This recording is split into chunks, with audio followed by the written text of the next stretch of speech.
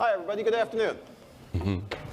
We understand we're the last group between you and a bottle of wine, so we're going to make this interesting, or at least we hope to. Thanks for being here. Thanks for your willingness to listen and to participate and join us in a conversation of business practices and the importance of the private sector in terms of developing the hemispheric agenda in the context of the ABD, which all of you know at this point stands for the America's Business Dialogue, which since 2014 has been really a critically important portal by which the private sector from around the hemisphere is able to develop and forward recommendations to governments within the Summit of the Americas process. It is hemispheric. It is run by the IDB, the Inter-American Development Bank, and as you would anticipate, it has developed some specific recommendations for the Summit of the Americas this week in Los Angeles, which no doubt each one of them will be fully implemented by all of the governments immediately, don't we think? But no, we do our part to at least raise these issues on behalf of the private sector and to forward them to the governments for their consideration and potential implementation. And so we're going to talk a little bit about that, and we're also going to talk about what brings success in the context of regional development and how the private sector can meaningfully contribute to those issues. We have a terrific panel today to discuss these issues. Starting from farthest away from me is Paul Dyck, and Paul is with Walmart. As you all know, he's the Vice President for International Government Affairs. He has been, for many years, a real trade expert with the U.S. government in private consulting and elsewhere, and so he brings a real expertise, and as I mentioned, with Walmart. And next to him is Teresa Arnal, and she is the head of Stripe Latin America. She has direct experience for many years in the digital economy, which is increasingly important across the Western Hemisphere, and we're going to talk to her about that in the context of her experience, but also is in her capacity as the head of Stripe Latin America. And to my immediate left, your right, is Bruce McMaster. Bruce is with ANDI, which of course is the National Business Association of Colombia. Bruce is one of those rare individuals who really understands national development, broad-based development from the private sector perspective, but also understands and has done real research and important work in terms of social development and the broader aspects of those issues. And I've had the pleasure to work with Bruce over the years, as well as our other two panelists. Would you please join me in welcoming our three panelists to the conversation this afternoon?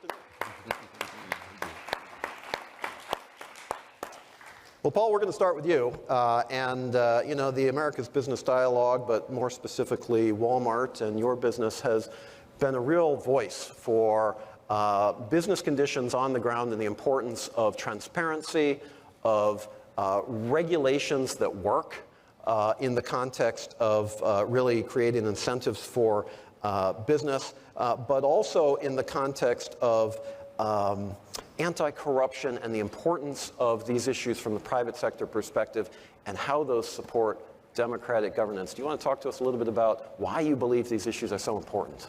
Yeah, sure.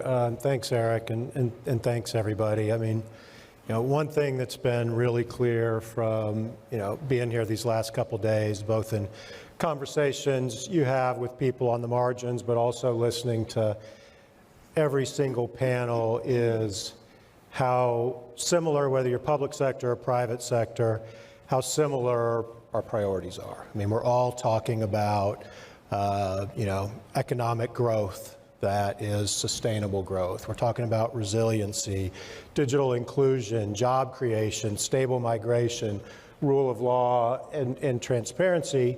And of course, it's, you know, obvious why that is you know, a priority that public and private sector share, because, you know, ultimately the constituents that we have, if we get those things right, you know, the opportunities it creates for, you know, for society as a whole, for communities, for, you know, individuals, for customers of Walmart, for, you know, small and medium-sized businesses, suppliers. But we have to get those things right. And you mentioned, you know, a big one, Eric, which, you know, I think we all also can agree that, you know, one of the biggest obstacles to achieving those priorities is a lack of transparency or a lack of rule of law. I mean, it stifles development, innovation, growth, and from the private sector, investment. And so, we have found that, that is such a key unlock. And with that unlock, that's when we're able to invest more, across markets. And again, when we're investing in, the stores where we operate, but we are investing in supply chains. We're investing in, suppliers of all sizes. And so and when we get to, the recommendations, that's one that we've really keyed in on, where we do think, we talk about partnerships deliver, where public and private sector, partnering, bringing in the digital transformation that we're also talking about. There are some real tools that public and private sector can work on together that can have a direct impact on reducing those, obstacles around corruption and transparency, and be a great benefit to both. Have you found any particular strategies that are more effective than others? I mean, these are issues, rule of law, regulatory transparency. They're fundamental to the ability of business to conduct itself appropriately, not just in Latin America, but around the world. You deal with governments all the time.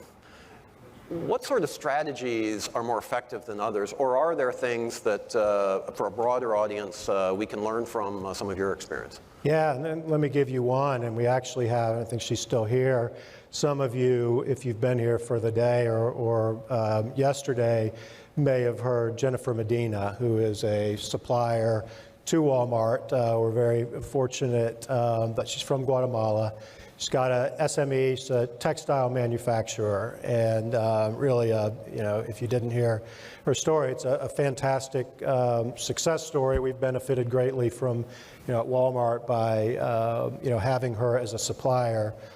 But one thing that she identified is, this barrier on, government services, permitting, tax, things like that we think, if you digitize that, so let's just take licensing and permitting, if governments can, digitize that service, that eliminates a lot of the, what we talk about when we talk about rule of law. It makes it more transparent.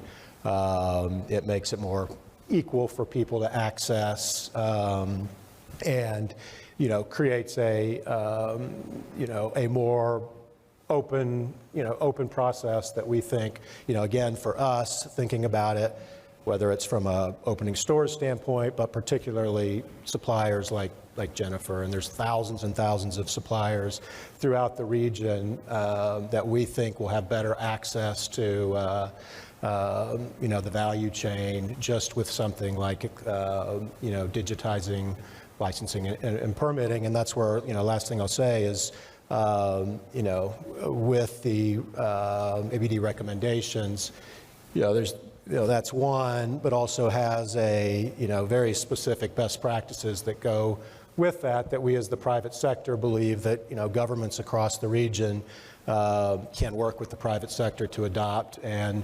will have a meaningful difference. And we've seen some evidence of that. But, you're raising these points in the context of SMEs and bringing more people into the global economy. I think that's fundamental. One of the things that's so frequently misunderstood about some of these issues is observers will say, yeah, that's good for the larger companies, the Walmarts, the Fortune 500, the publicly traded companies. What's in it for the little guy or the little, the mom and pop, the SMEs, right? What you're clearly indicating is this is fundamental for their growth, for their participation in the global economy. And I want to turn to Maria Teresa because I want to stay with this digital theme for a bit. You've obviously done such important work, and Stripe is a leader in the space. What is it that is preventing some of the more aggressive uptake from some of these issues around the region? I mean, look, we see in Asia, digital leadership in country after country after country. It lags in Latin America and the Caribbean sometimes, doesn't it? Help us think through why and what can be done to address those issues. Yeah, I think that there is probably a myriad of different states within the countries in Latin America in terms of where they are digitally. But yeah, overall, I would agree with you, the region is behind APAC. I think, if you think of Stripe, for example, where, we are a company that provides financial infrastructure, so we make it super easy for businesses and startups to run and kind of start their business and run on the digital economy, right, online. We see probably lots of SMBs, right, going back to Paul's point of SMBs. And I guess the pandemic just showed how important the digitization was, right? And it was literally from one day to the other, right? Businesses were like, oh my God, I need to make sure that I put my goods and services through a digital value chain so that I can actually survive, forget about growing, right? So, and it was a test, right, to all of the infrastructure that we have in the region, and we found, that we are certainly behind. So, as the working group for the American Business Dialogue on the financial services side, we identified 4 core recommendations. One is, we need to make sure that we increase competition. There's different levels in different countries, and there are some countries that are more advanced than others, but generally speaking, there is a need to increase competition in the financial services playing field in the region, which is basically what is creating is halting the advance of modern infrastructure for merchants and consumers. So that's one. The other one, which is, I guess, very particular to financial services, is the interoperability. You need to think about financial services as kind of like the railways, like railroads, right? There has to be, remember, payments and financial services are messages, right, that go from one place to the other. So it's like trains that move from one point to the other. You have to have the railways. And if those railways are not open and are not shared and interoperable, then basically you cannot move from one place to the other. And there's a lot of friction there. And that's evident. That creates lack of transparency, that creates poor products, I would say, in a nutshell. Then the third one is around somehow creating a standard or coming together as a region to create a regulatory framework that actually we can all benefit from. And I was just here listening to the presidents of Panama, Dominican Republic, and Costa Rica around, their alliance, and I thought, oh, how refreshing, right, to hear 3 presidents that are actually coming together in a region that we need to come together more often, and so that we are relevant for the world, honestly, right? We're fighting against, investments again, like the EU, right, where there's like, you do one country and then you have 27, whereas here you have so many countries, you have to go in and solve for every one of those countries. The return on investment the investment is high. So I think that working together to standardize regulatory framework is another recommendation. And that last, and tied back to that, is like, Latin America is one of the regions with the highest fraud in the world. And that is because, again, there's lack of transparency between, and lack of connectivity between all of the financial services systems across the region. So making sure that we can actually work together to make sure that we increase the transparency and we improve, everything related to AML, KYC, everything that can actually show us, and even reporting, right? It's like we see the fraud, so how do we make sure that the fraudsters are known, even as simple as that? And so those 4 things, increasing competition, interoperability, share regulatory frameworks and best practices, and the fraud prevention were the main recommendations. And honestly, I hope that, here that we can see the opportunity in a way where we actually, instead of dividing and conquer, which is certainly something we're not doing, it's not working, dividing and conquer, we can actually work together as a region here and create some common front. You referenced the pandemic, which is a touchstone for all of us, and the fact that it caused business people to recognize the importance of digital overnight. Yeah. And I think the same could be said for anybody who is a parent and has children in school. And I mean, literally every phase of our lives were touched and have been touched by that terrible circumstance. But it showed the importance of digital. Let me ask you, coming out of the pandemic, do you see an increased sense of urgency from regional governments in terms of uptake of the digital space to ensure that this is an issue of competitiveness going forward and not just seen as somehow an inconvenience or an increased cost or something we have to do, but that really is seen as an opportunity to build competitiveness across Latin America and the Caribbean? I think there are pockets, Yeah. certainly, of within the region of governments that are looking at this as how do we leapfrog? Uh-huh. And there are interesting experiments. So again, I think it's not uniform, and the opportunity is how do we make sure that our governments are working together to learn from each other. Colombia is a good example, actually, of a government that is actually looking at that with like walking the talk in that sense. I believe that this is the only way that we're going to really leapfrog economic growth in the region. There is no other way. There's the value chains are being digitized. Mm-hmm. The economy is global. You were talking about the SMBs. The opportunity, and we saw, people talking about export today. And if you think that the opportunity that an SMB has today, going back to your example, on really scaling from just being a business within Guatemala or just being a business within the city to just being what I call micro multinational, is only going to happen through the adoption of technology, through better regulation, to your point on digitizing the, so I've been speaking and nobody's listening. That's great. Start over. I'll start over, okay. And you can start back the clock, though. So, we'll add time. Exactly, we'll just pile up.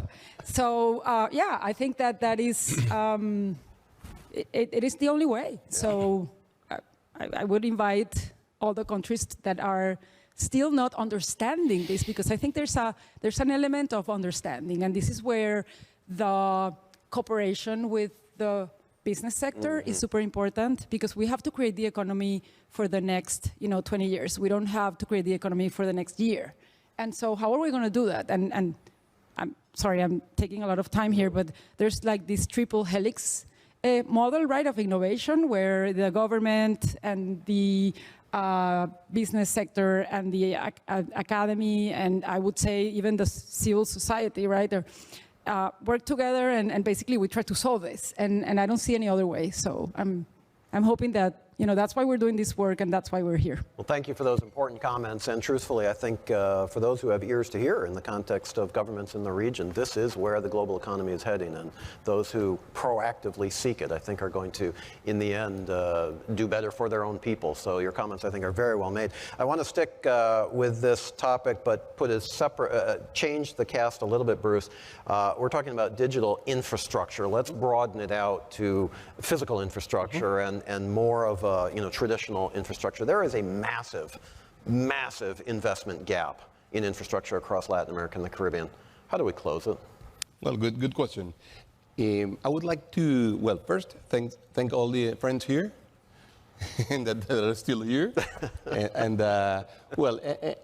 After that, Eric, I would like to remind, before answering your question, I would like to remind that this is the fourth CEO summit. The one was done in Cartagena, 2012.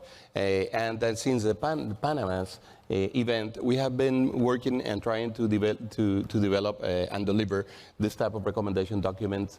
This is done, as you mentioned, with the leadership of the IDB, which we appreciate very, very much, because in a way gives the sense that we are a region, that we are an ecosystem, that we should work together, and that we should be able, as private sector, to talk to the presidents and make them recommendations. Mm-hmm. So that's the spirit in which we did this document. And I really encourage you to read it, and maybe you will find interesting things inside the document. And I would say that for all of these years, we have had, on one hand, the social development chapters, including transparency, including governance, including of course, education, the healthcare, and this kind of things. And on the other hand, we have the physical things we do need in order to get competitiveness in the continent. We don't only have we not only have a huge gap vis-a-vis what we should have in order to be competitive, but we have differences, huge differences between the countries. So it's not the same thing to talk about, you mentioned Colombia, but let's say, I don't know, Bolivia. We're different. We're really different. So giving that idea, or bringing that idea, we would like to say that there are many things we should have as a common platform that should be taught as an ecosystem, that should be thought as a real region decision in order to be competitive vis-a-vis the world. And I would like to bring a question, and let me just emphasize this. I'm sure this is something that is in your mind, or has been in your mind these 2 days, regarding the usefulness of this specific kind of events, or this specific kind of encounters. So, in my opinion, is that they are very useful in order to build ourselves as a system, as a region. In those terms, there are many things we should think. Infrastructure, of course, is one of them. And infrastructure has a lot of like different phases that should be taken into account. On one hand, financing. Financing is definitely one of the main obstacles we do have. So the document says that we should have enough sources of finance that should be interested in giving the adequate infrastructure to the countries in order to be competitive, even though some of them are not bankable in a way, or ready to be sold to the private sector. Governments should invest in this, and international institutions should be ready to support governments doing this, because there are many things that are not only business oriented, but socially oriented. So in order to really integrate and to have all the people really close to the rest of the world, we need a lot of infrastructure. One hand. On the other hand, we need a lot of regulation. We need regulation not only in order to be financeable and bankable, but we need regulation in order to be attractive for companies to invest in that specific needs we do have. That's what Paul was talking about. Exactly. Yep. So we need that, and we find a lot of different levels of regulation all over the continent. So there are a lot of things to be done there. We need, on the other hand, we need to be we need to have the higher standards possible, and we need to have that as an objective. That is something that should be part of what we want. The willingness, we do have to have the best infrastructure, in the world. Well, we heard, for example, President Biden this year in the State of the Union presentation, he did it, and he said United States has a lot of lacks in infrastructure. So in the United States they need to make a lot of investments. So we're like far away from, for example, from Europe or from Japan. Well, if that is the case of the United States, you can really think what's the case in the rest of America. So that is something that you should have in mind. We should be able to imagine, and we should be able to desire to have the best infrastructure, well, at least the best standards in terms of infrastructure in the world. That is something that is definitely a lot of money. That is something that needs the participation not only of the government, the private sector, but also for multilateral institutions. But that's something that you pointed to, which I think is critically important, the need for the private sector and the public sector to work together. Definitely. right? Because some of these needs may not be, provided just by a private sector approach because of the bankability or the, rate of return and that sort of thing. But you also need, the private sector engaged so that the government doesn't create conditions that frankly make investment impossible or inconvenient. No, so, and that model that you're talking about, I think we need more of that. No, and I find a huge opportunity for example, for United States to consider the region as their really main allies in the world. The hemisphere to be considered as a bloc that has decided to develop together, has decided to do a lot of things, and have decided to create prosperity to every country and to every person in the whole continent. And that is something on which I find a huge opportunity for United States in the region. I concur wholeheartedly, and if there's one thing that I hope come out of this summit of the Americas in Los Angeles this week, it's a refocus by U.S. companies on the importance and the opportunities in the Western Hemisphere, which are plentiful. We don't have a lot of time remaining, but I'd like to do one lightning round question, if I can, to all three of you, the same question, and that is the government leaders, for the most part, are here in Los Angeles, and if you had a magic wand, and you were able to ask the governments for the implementation of one specific recommendation, in terms of helping to make the region more competitive, to be able to return to growth, to be able to build broad-based competitiveness, and to strengthen the type of ecosystems and environments for investment that we've all been talking about, what would it be? Let's start with Paul. Well, at the risk of being repetitive, it is a laser focus on the rule of law. It is the biggest unlock to increased investment in the region. Mm-hmm. So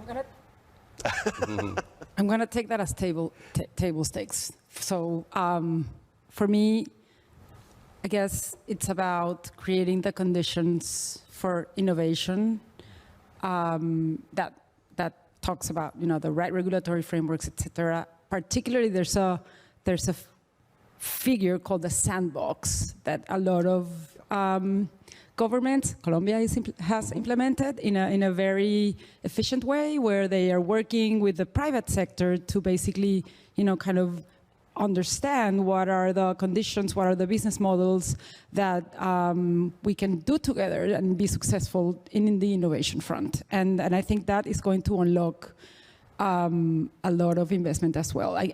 By the way, there is a lot of really great stories in the region of entrepreneurs that are actually doing that. Right. And I would look to the governments to see those success stories within the region that are basically creating those different products and services that will help their economies grow faster. And were we to have more time in this session, that's precisely a question that I would want to pursue. What is it that's helping to create those success stories, and what can governments do to help replicate those conditions to build those success stories further across the region? Thank you for introducing that topic.